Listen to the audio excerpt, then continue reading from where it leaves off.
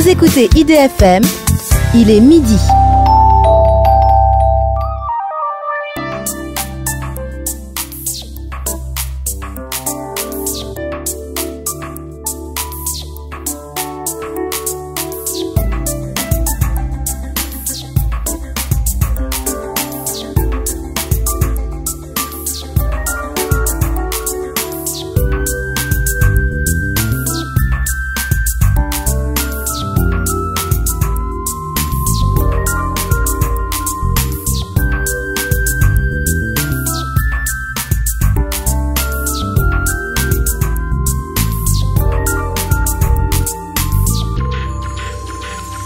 Bonjour chères auditrices et chers auditeurs, je vous souhaite la bienvenue sur IDFM, votre radio, la radio qui nous rassemble, pour votre émission Les Passages, entendez-le comme vous le voulez, votre rendez-vous mensuel, santé et sérénité. Nous traitons tous les premiers samedis de chaque mois à midi de sujets inspirants qui se proposent de nous éclairer sur notre conscience à être à soi et au monde. Je m'appelle Céline Dupuis. En tant que thérapeute par le yoga et énergéticienne par le soin de la trame, je suis très intéressée par toutes les approches thérapeutiques de mes collègues. Et aujourd'hui, je reçois Monique Pellerin. Elle exerce en tant que médecin et aussi comme professeure d'astronomie pour les détenus. Monique nous dira ce qui l'a amenée à étudier l'astronomie et aussi à choisir de transmettre cette science en prison. Bonjour Monique Pellerin, comment vas-tu ? Bonjour Céline, je vais très bien et je te remercie de me recevoir aujourd'hui. C'est une très grande joie pour moi, merci beaucoup. Alors, est-ce que tu peux nous expliquer ce qui t'a amené à étudier l'astronomie alors que tu es médecin ? Qu'est-ce qui s'est passé ? Quel est ce passage ? Bien, le hasard, comme beaucoup, les circonstances. Comme tu l'as dit, je suis médecin. Je suis exactement radiologue. Donc déjà, quand on est radiologue, on aime bien la physique en général. Hein. On en fait pendant nos études et on aime bien ça. Alors j'ai découvert l'astronomie totalement par hasard. Tout simplement, alors que j'étais encore étudiante, un livre aperçu dans la vitrine d'une librairie. Un livre d'astronomie, bien sûr, avec une belle image en couverture qui a attiré mon regard. Et pourquoi ce jour-là, ça m'a fait cet effet ? Pourquoi cette matière-là ? Je ne peux pas dire. C'est mystérieux, comme tous les coups de foudre, sans doute. Et j'ai donc acheté ce livre, je l'ai lu, et à la suite de ça, le goût de l'astronomie ne m'a plus jamais quittée. Alors l'astronomie, il y a plusieurs façons de s'y intéresser. Hein. On peut être observateur, ou on peut être plutôt théoricien. Quand je dis théoricien, quand on est amateur, ça veut dire écouter les explications des autres. Hein. Être observateur, quand on est encore une fois un modeste amateur, consiste à utiliser un petit télescope, personnel ou dans une association. Alors c'est très difficile, parce que d'abord, dans les villes, comme on le sait de plus en plus, il y a une pollution lumineuse terrible qui empêche absolument de voir le ciel. Donc on est dans de très mauvaises conditions. Ou alors il faut sortir de la ville, il faut aller en rase campagne, c'est pas facile. Et puis tout simplement aussi, c'est difficile parce que les étoiles s'observent la nuit. Oui. Et la nuit, eh bien ce n'est pas toujours compatible avec une vie professionnelle, avec une vie personnelle, de se lever et pour aller mettre son œil derrière un télescope. Oui, parce que si tu es maman, donc il fallait faut tout organiser. Voilà. Donc, c'est difficile et en plus, je dois avouer que, à mes yeux, l'observation dans de telles conditions est finalement décevante. Parce qu'on a tellement l'habitude de ces sublimes photos prises par les gros télescopes, qu'ils soient terrestres ou qu'ils soient dans l'espace, que la modeste image que l'on voit dans l'oculaire de son télescope, c'est vraiment tout petit et pas grand-chose. Alors, on a beaucoup parlé toute sa dernière année du fameux télescope James Webb qui a été envoyé dans l'espace et qui tous les jours nous envoie des photos fabuleuses. Alors On peut pas comparer, on peut pas lutter. Donc moi, j'ai toujours préféré plutôt la théorie, qui veut nous expliquer tout ce que l'on voit et aussi tout l'univers. Alors, quand on dit astronomie, en fait, on sous-entend des tas de métiers totalement différents, exactement comme les médecins. Vous avez un généraliste et vous avez des tas de spécialités que vous connaissez tous. C'est pareil en astronomie. Vous avez les astrophysiciens, vous avez les cosmologistes, les physiciens des particules, les planétologues, des géologues comme sur la Terre, des chimistes. Bon, et j'en oublie beaucoup. Donc, à titre personnel, j'ai beaucoup lu, beaucoup appris en autodidacte, avec les nombreux livres et journaux de vulgarisation scientifique. Puis au bout de quelques années, j'étais tout de même insatisfaite de toutes ces connaissances dans le désordre. Et je savais bien qu'il me manquait les bases de raisonnement. On sait les détails, mais on ne sait pas les bases quand on est un autodidacte. Donc j'ai passé un diplôme d'université d'astrophysique à la faculté d'Orsay, simplement pour ordonner mes connaissances, pour mon plaisir. Alors que tu avais déjà fait toutes ces études pour être médecin. Oui, mais c'était un bon moment après, car j'ai passé ça plusieurs années après, puis j'ai fait ça par correspondance, voilà. Wow. Et j'ai passé mes 2 années d'astrophysique. Et là, j'ai enfin eu ces bases de raisonnement qui me manquaient. Et là, on a tout de suite l'impression qu'on comprend beaucoup mieux. Alors, après, l'astronomie, c'est une science qui est très ouverte, par définition. Et tout naturellement, quand on s'y intéresse, au bout d'un moment, la pensée finit par quitter les choses matérielles et par se tourner vers la philosophie, vers la spiritualité, au sens le plus large du terme, et même vers les religions, parce qu'elles aussi, elles ont essayé d'expliquer l'univers, toutes autant qu'elles sont. Elles ont voulu expliquer l'univers, elles ont voulu expliquer l'homme. Et l'astronomie débouche aussi sur la physique, sur la musique. Elle se sert de la physique, mais elle débouche sur la musique également. Je pourrais même dire qu'elle est musique, car devant toute cette immensité, devant ce mystérieux qui nous étreigne, il y a un moment où les mots n'ont plus de sens. Ils sont faibles. Et seule la musique peut prendre à ce moment-là le relais de la pensée pour exprimer l'inexprimable. D'ailleurs, beaucoup d'astrophysiciens professionnels, eux aussi, ont complété leurs études et sont devenus des agrégés de philosophie en plus. Beaucoup sont également des musiciens. Il y a même eu des religieux. Et le plus célèbre d'entre eux, c'est l'abbé Lemaître. Son nom n'est pas connu, mais c'est un astrophysicien absolument immense du début du XXe siècle. C'était un contemporain d'Albert Einstein. Et cet abbé Lemaître est en fait le père de la théorie du Big Bang, cette théorie qui nous explique comment notre univers un jour est né. C'est lui donc qui a fait cette théorie, c'est lui également qui a prouvé l'expansion de l'univers et bien d'autres choses aussi.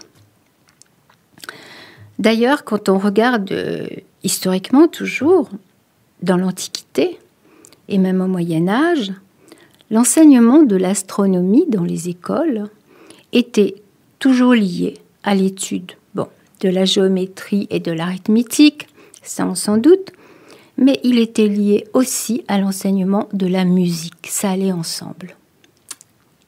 Ah, ça je ne savais pas du tout. Voilà, et du coup, j'ai prévu une petite musique pour illustrer ce que je viens de dire.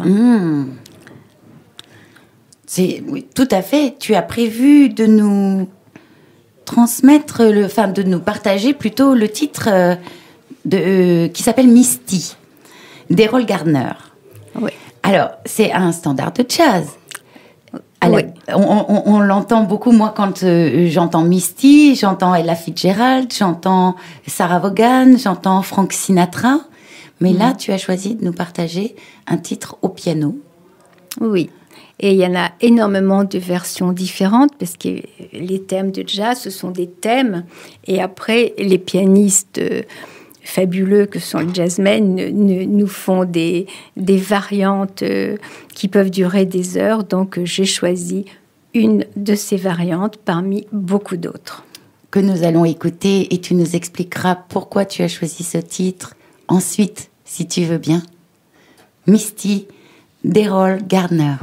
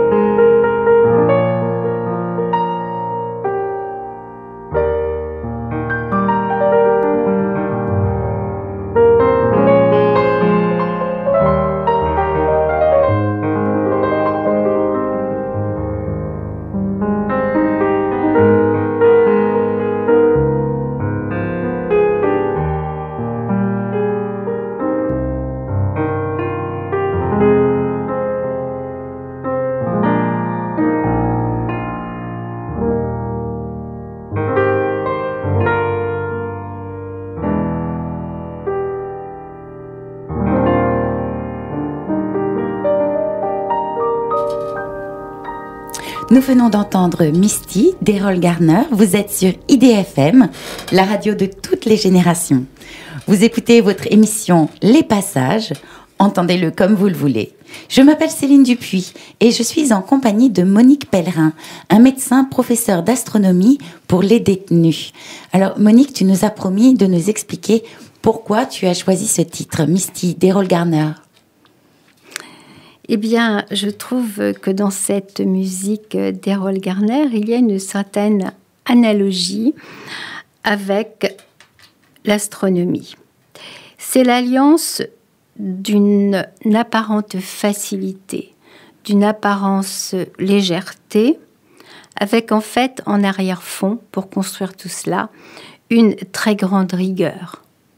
des rythmes complexes, des mélodies qui s'entremêlent. Ça a l'air d'être un hasard, mais pas du tout.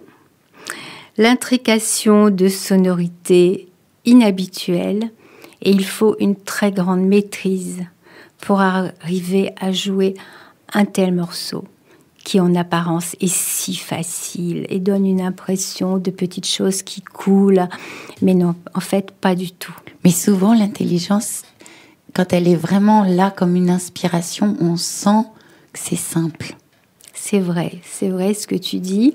On pourrait même dire que tout ce qui est bien fait paraît simple. Même le geste le plus simple du monde, planter un clou, quand on le plante bien, quelqu'un qui sait faire le geste, ça paraît très simple. L'acte est juste. Voilà. Quoi, quand tu essayes, tu fais tordre le clou. Eh bien, c'est pareil.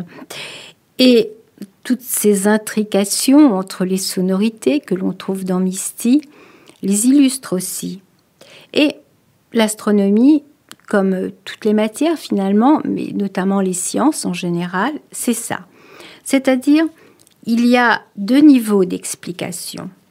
On peut donner des explications très simples pour expliquer un phénomène naturel. Par exemple, comment expliquer l'arc-en-ciel, là, que l'on voit. On peut le dire très simplement, on peut l'expliquer à des enfants. On peut donner des explications très simples de cette façon à toutes ces observations usuelles du quotidien. Et pourtant, si on veut vraiment les expliquer, là, on va rentrer dans une physique beaucoup plus complexe. Quand vous prenez l'exemple de l'arc-en-ciel, par exemple, il va falloir que vous expliquiez à la personne les propriétés de la lumière, comment cette lumière va changer en entrant dans une goutte d'eau dans le nuage. Et là, ça demande des connaissances. Et puis, une fois qu'on a expliqué un élément habituel, eh bien, encore une fois, on laisse la pensée dériver. Cela aboutit d'abord au rêve. D'accord ?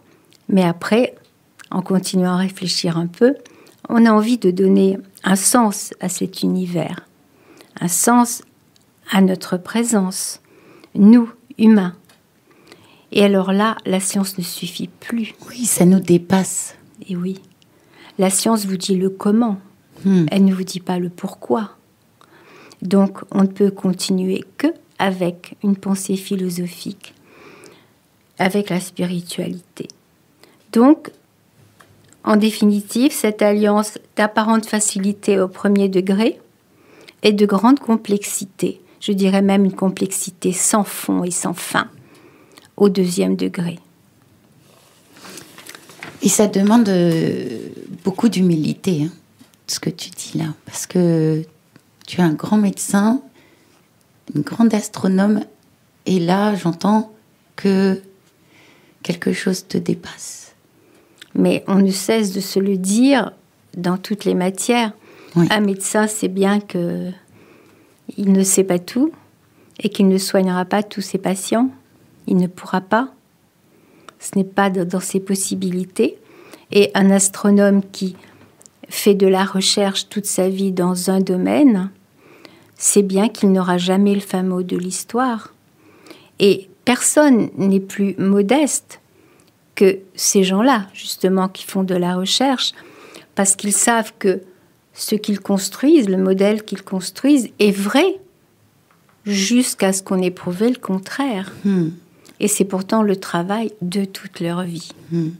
Qui repose aussi sur le travail de toute la vie, peut-être d'anciens savants. Bien sûr. Donc c'est plusieurs vies, et pour autant, quelque chose reste mystérieux.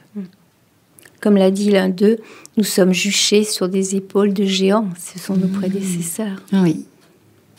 Voilà. Et pourtant, on sait bien que tout ce qu'on peut trouver peut être annulé du jour au lendemain, que ce soit en médecine ou en astronomie. On peut d'ailleurs montrer soi-même qu'on s'est trompé avant. Et oui. Ce qui est la plus grande modestie. Et tu as voulu partager aussi, du coup, cette science. Et oui, alors pourquoi enseigner? Ça, tous les enseignants répondraient comme moi. Quand on aime quelque chose, on a envie de le partager, tout simplement, avec d'autres. On a envie d'exprimer notre émerveillement, mais aussi et surtout nos questions. De la même façon que l'on aime conseiller à des amis un film, un livre, un lieu qu'on a aimé, on a envie de partager ce que l'on sait.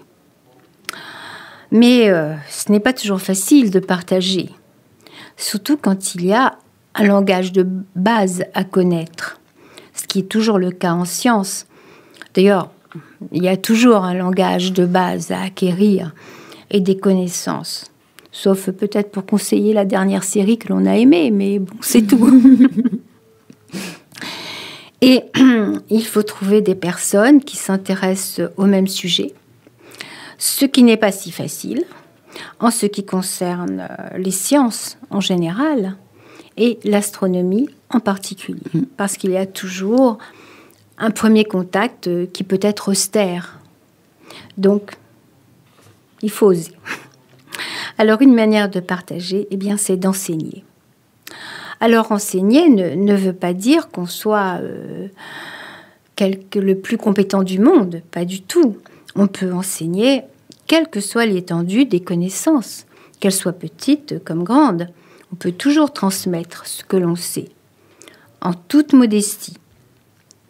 Exactement comme une grand-mère qui transmet des recettes de cuisine à ses petits-enfants, sans prétendre elle-même être un chef étoilé.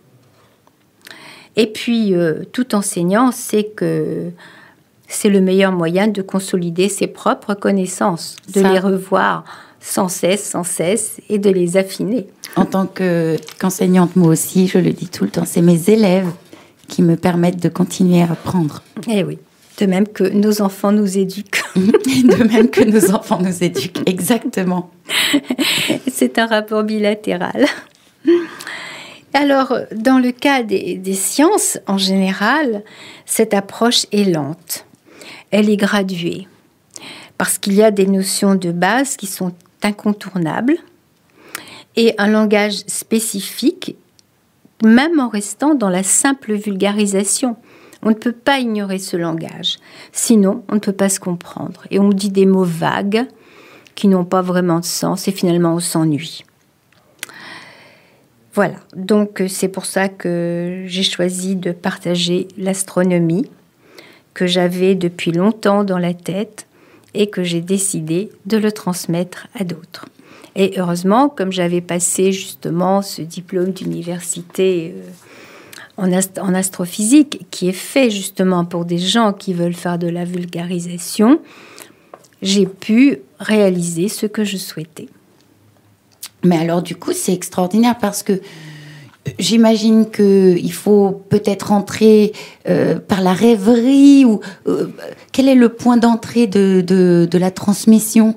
Parce que tu as affaire forcément à des élèves qui sont peut-être avec cette idée « Oh, l'astronomie me fait rêver, mais comment vais-je l'aborder ?» Parce que c'est quand même la science du plus grand, de ce qui nous dépasse.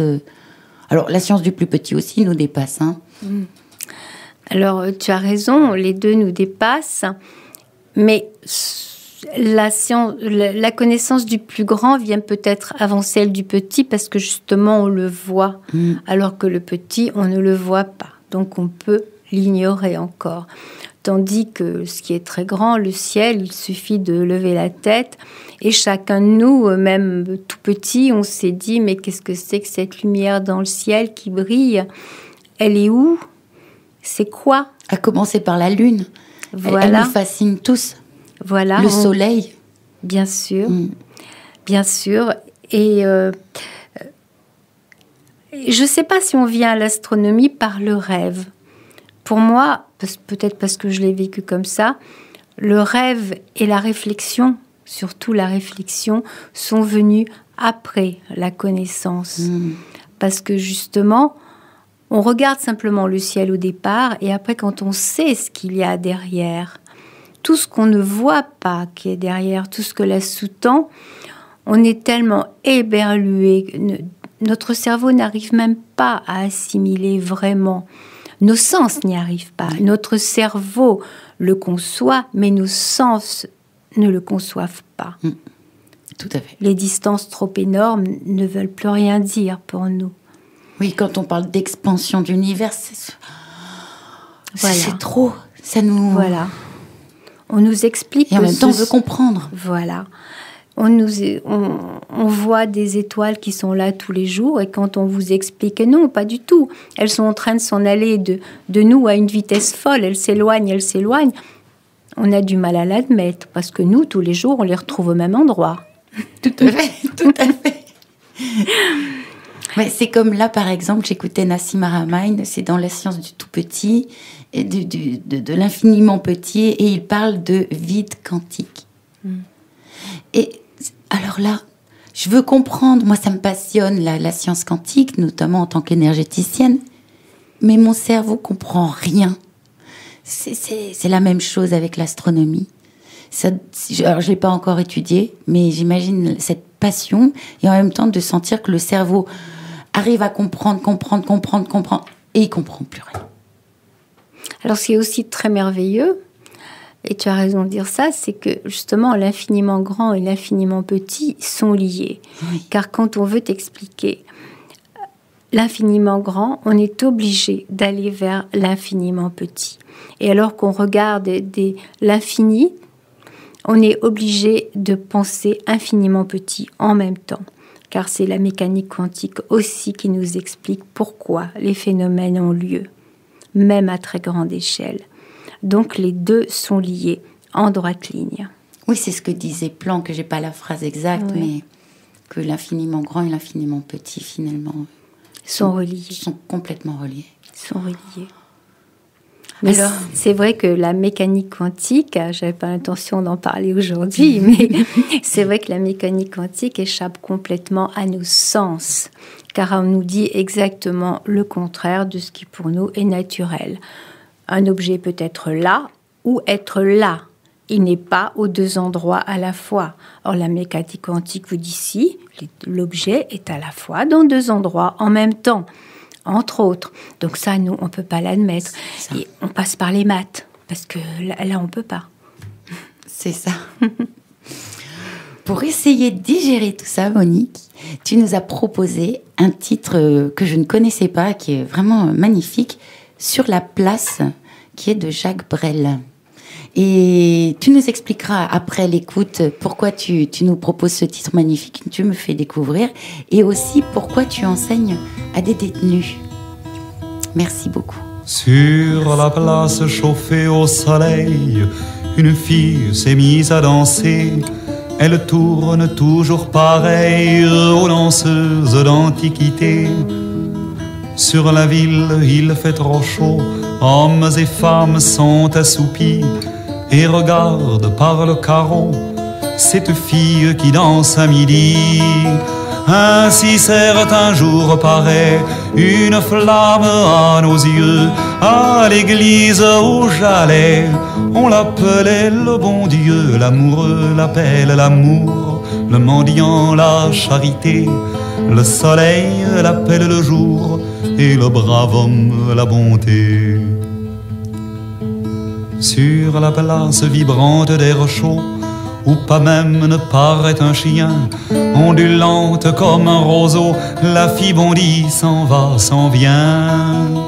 Ni guitare, ni tambourin, pour accompagner sa danse, elle frappe dans ses mains, pour se donner la cadence. Ainsi certain jour paraît une flamme à nos yeux. À l'église où j'allais, on l'appelait le bon Dieu. L'amoureux l'appelle l'amour, le mendiant la charité. Le soleil l'appelle le jour et le brave homme la bonté. Sur la place où tout est tranquille, une fille s'est mise à chanter. et son chant plane sur la ville, hymne d'amour et de bonté.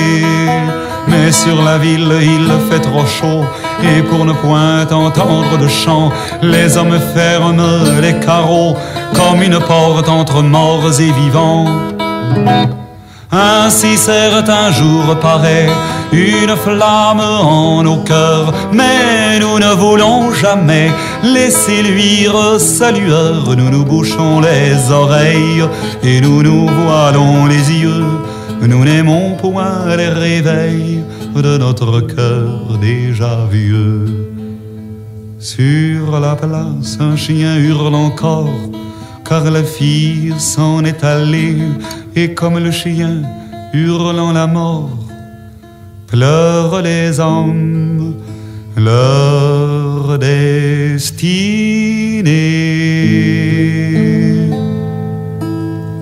Nous venons d'entendre Sur la place une chanson de Jacques Brel. Vous êtes sur IDFM, la radio de toutes les générations, et vous écoutez votre émission Les Passages. Entendez-le comme vous le voulez.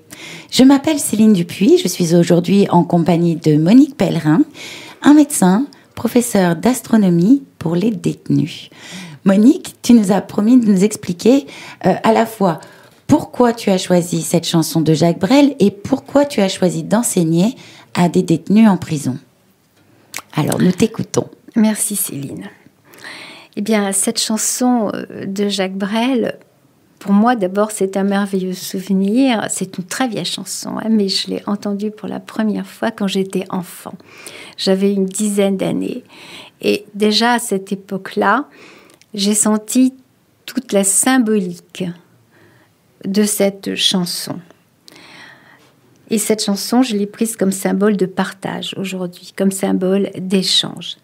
Car dans ce très beau texte, une fille chante, danse sur une place, et pourtant tous les volets des maisons restent clos devant cette fille. Pourquoi ce refus ? Il n'y a rien de dangereux dans une danse et dans un chant. Pourquoi le refuser ? C'est ce que l'on voit dans toute notre vie. Ce sont des refus au nom des conventions, au nom des habitudes, au nom d'un immobilisme confortable et surtout d'une méfiance devant l'inconnu. Alors que finalement, toute curiosité, de la plus petite à la plus grande, apporte une lumière à la vie. Et sans doute, cette envie de partager l'astronomie que j'avais en arrière-pensée depuis longtemps, elle est née de textes de ce genre, qui nous font tellement bien sentir combien les autres sont obligatoires et incontournables pour nous. Alors un jour, je savais que j'avais envie de partager ça avec d'autres. J'avais d'abord pensé à des enfants, mais finalement, les enfants, ils sont très sollicités par des tas de choses. Ils pouvaient rencontrer l'astronomie d'autres manières que par moi. Et il y a tellement de choses pour eux. Et un jour, il m'est venu à l'idée, je ne sais même pas exactement pourquoi, de proposer cette connaissance à des détenus. Alors, des détenus, je n'avais pas d'attirance particulière pour le monde de la détention. Je n'avais pas de circonstances autour de moi qui me fassent m'y intéresser. Alors, la seule raison que j'ai trouvée, elle est très triviale.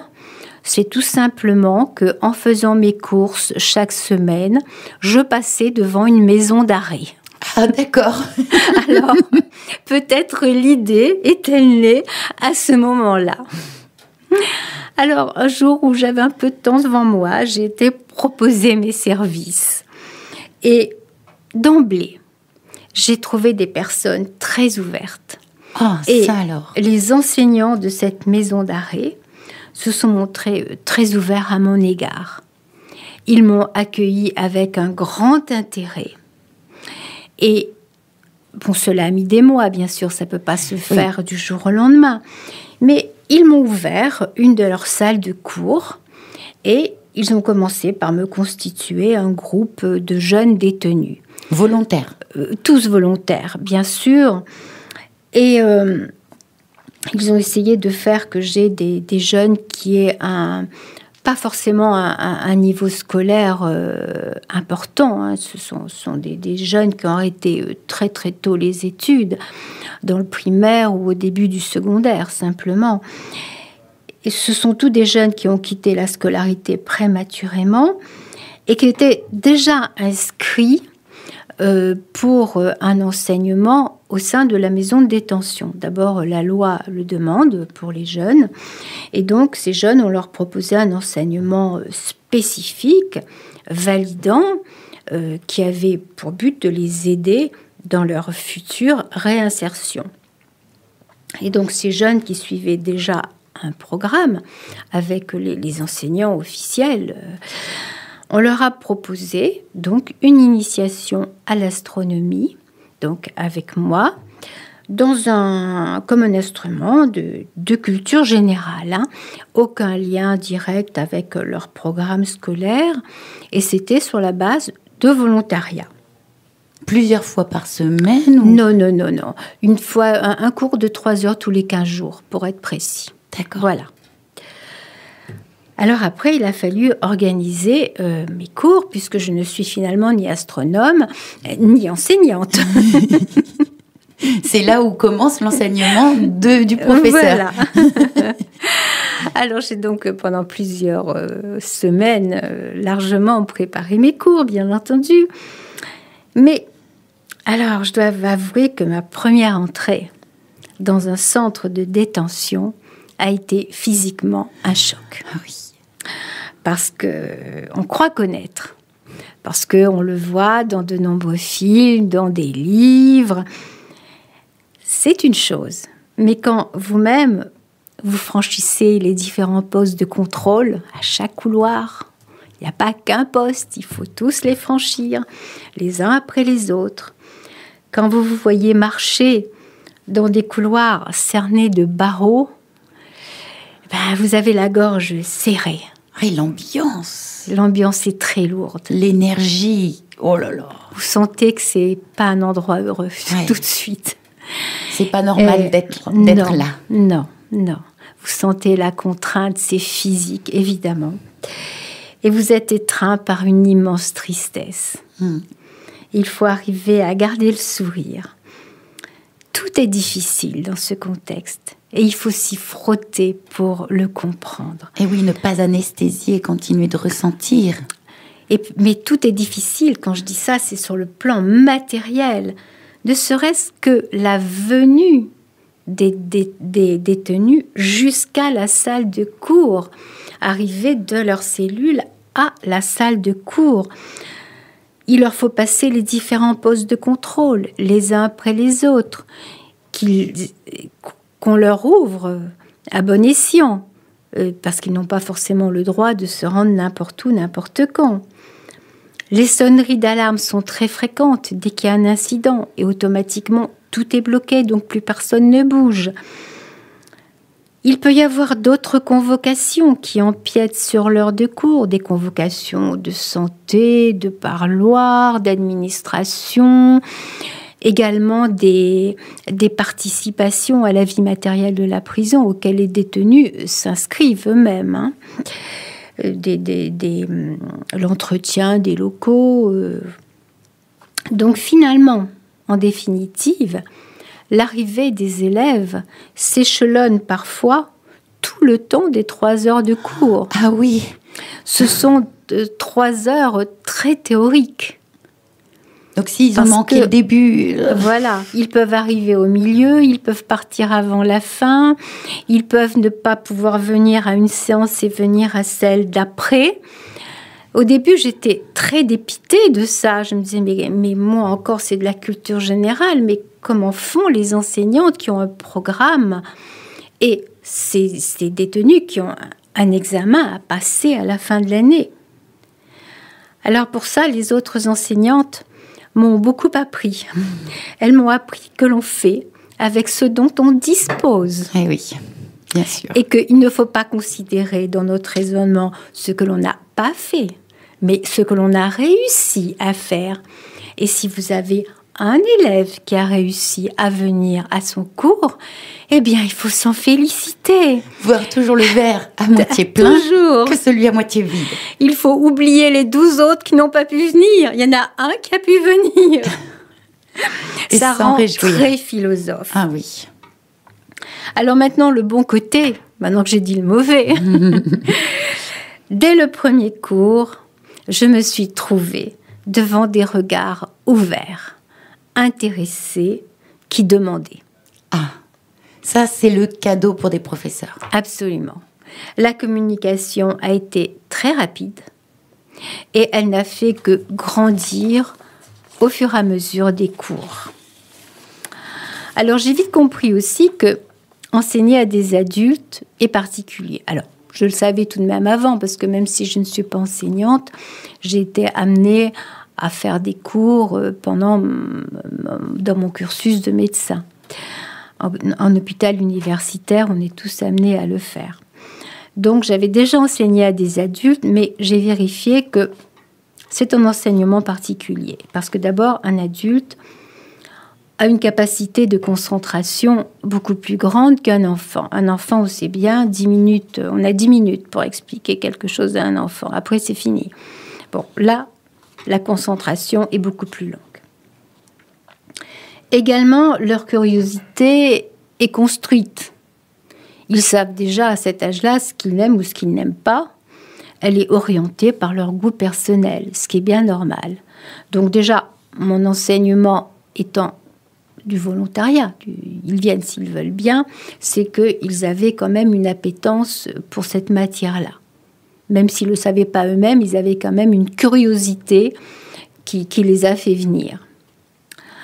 Alors, vulgariser l'astronomie a un versant très ludique, car on peut montrer beaucoup de photos. Exact. Il y a une infinité de magnifiques photos prises par des télescopes pour illustrer ce que l'on explique. Donc, c'est très agréable. Il y a aussi beaucoup d'anecdotes à raconter qui émaillent l'histoire de toutes les grandes découvertes, en astronomie comme ailleurs. Des histoires d'hommes, des histoires de hasard, des choses drôles, des choses tristes. C'est un enseignement très vivant.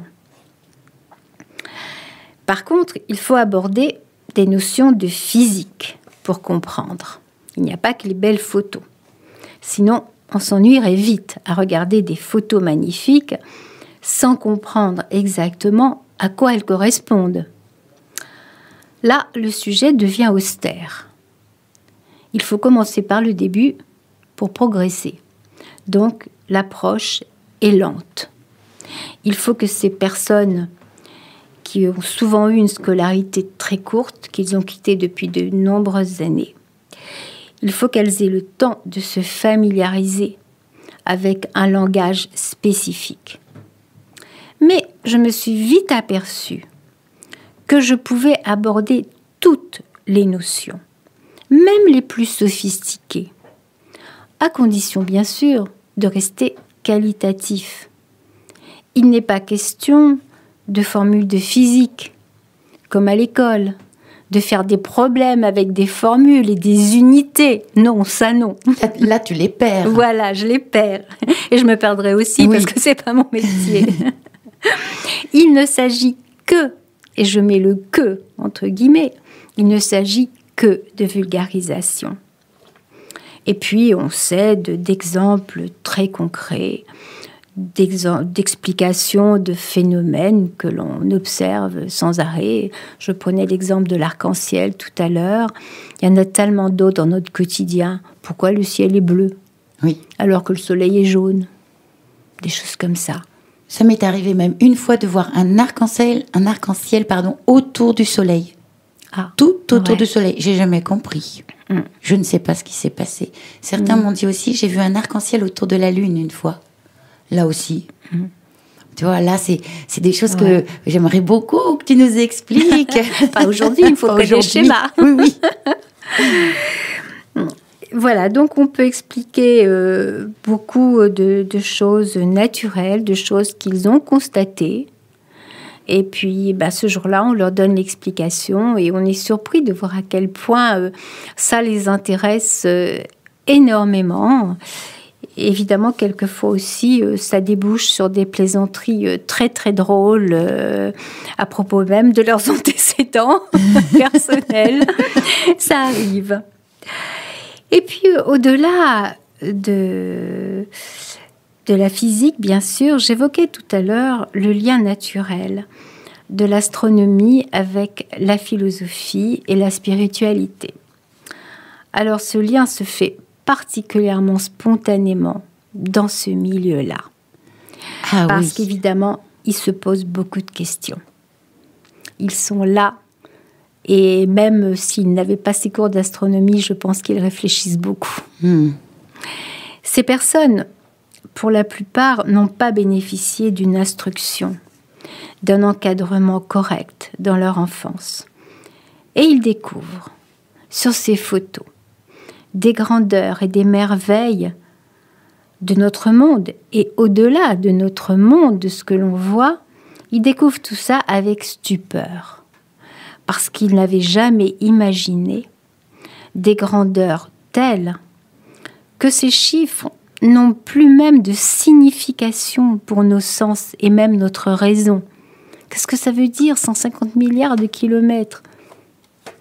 Je dirais 150 millions au milliard ou milliards de milliards, que c'est exactement la même chose pour nous.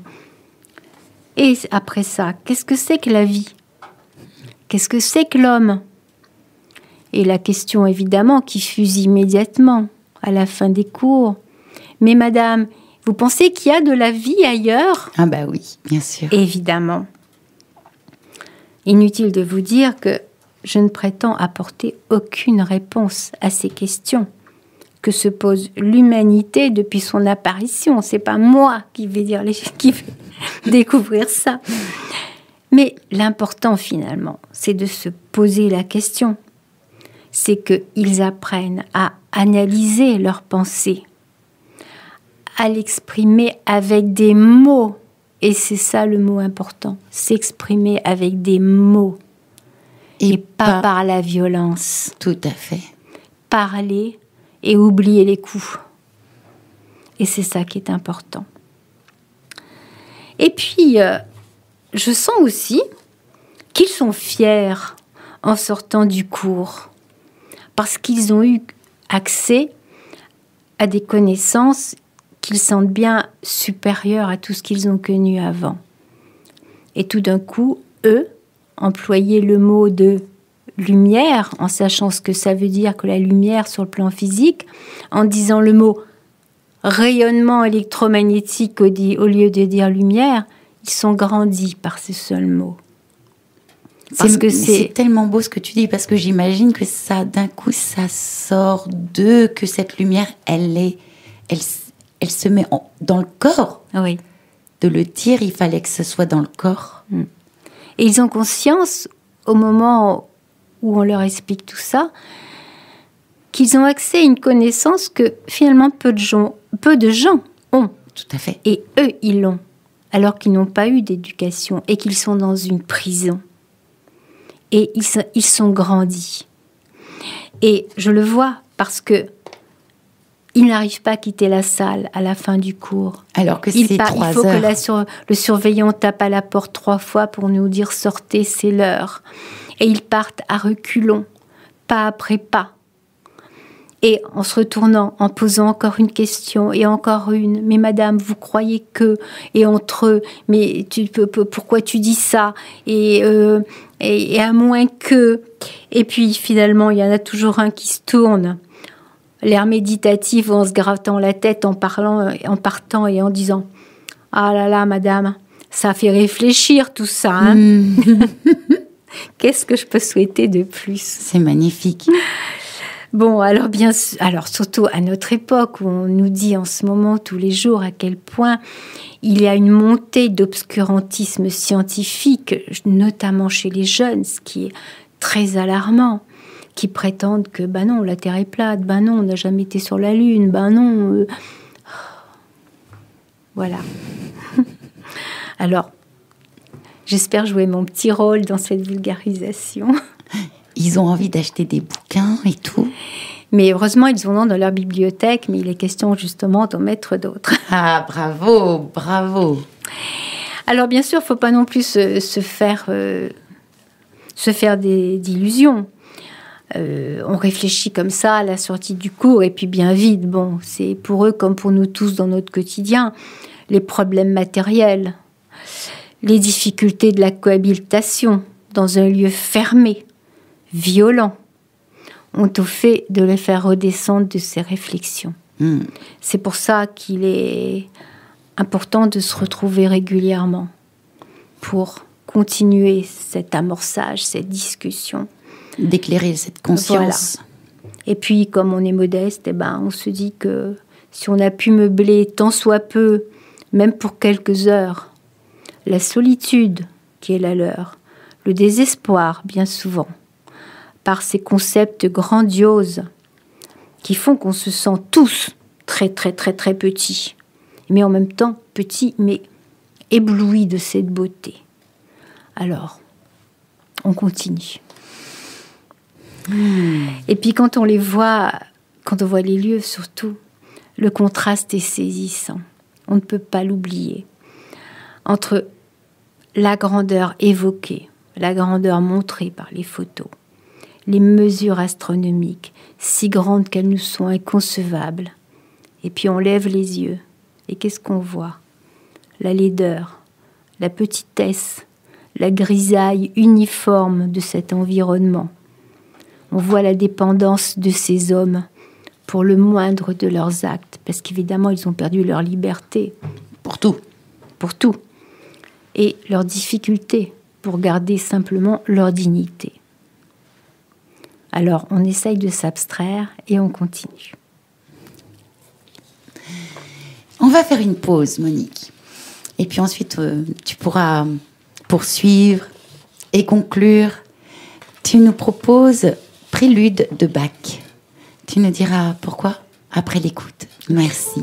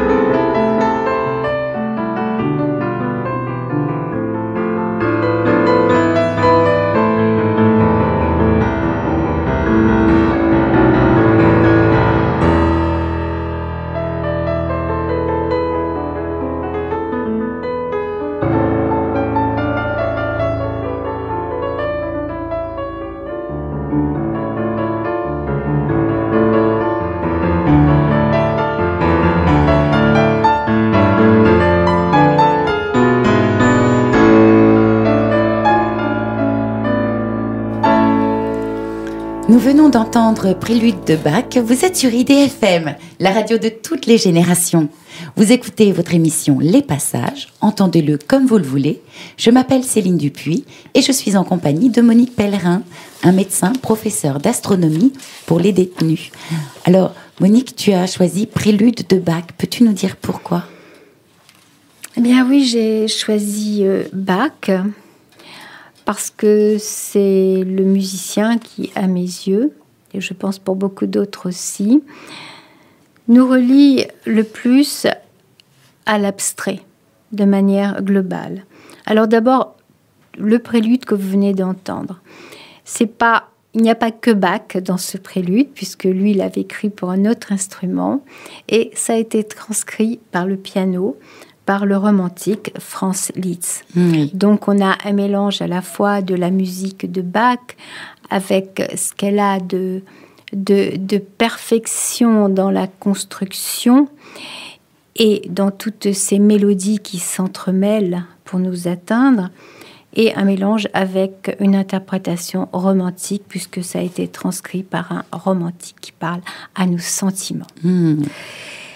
Donc Bach, plus que tout autre musicien, nous relie à l'astronomie, parce qu'il transcende complètement la matérialité et même nos sens. Lui ne nous parle pas de nos sentiments, de ce que nous ressentons.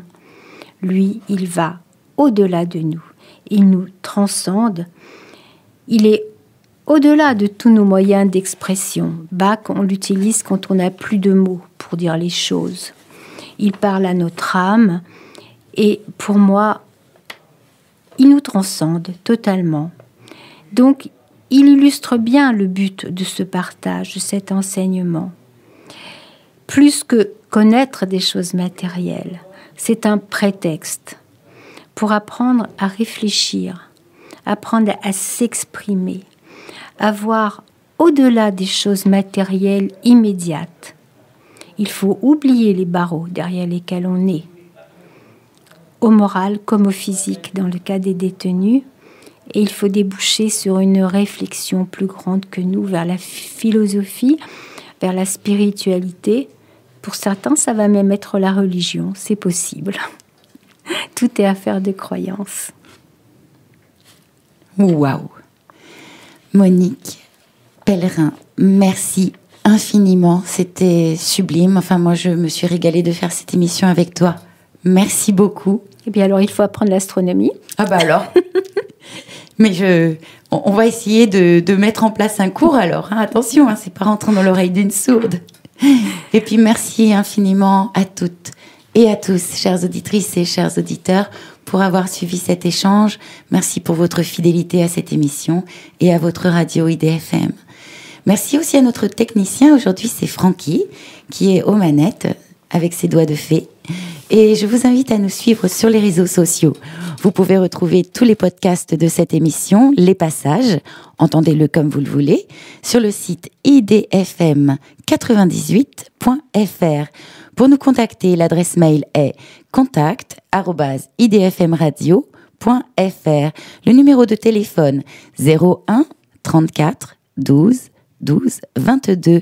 Je vous invite à rester à l'écoute de notre antenne sur la bande FM 98.0 FM et maintenant en DAB+. Dès demain, dimanche, à midi, vous pouvez écouter une autre émission Forme, Santé et Bien-être. Quant à moi, j'aurai la joie de vous retrouver le samedi 4 mars à midi pour votre émission Les Passages, entendez-le comme vous le voulez. Nous parlerons de naturopathie avec Marie M. Et ce sera sur IDFM, la radio qui nous rassemble.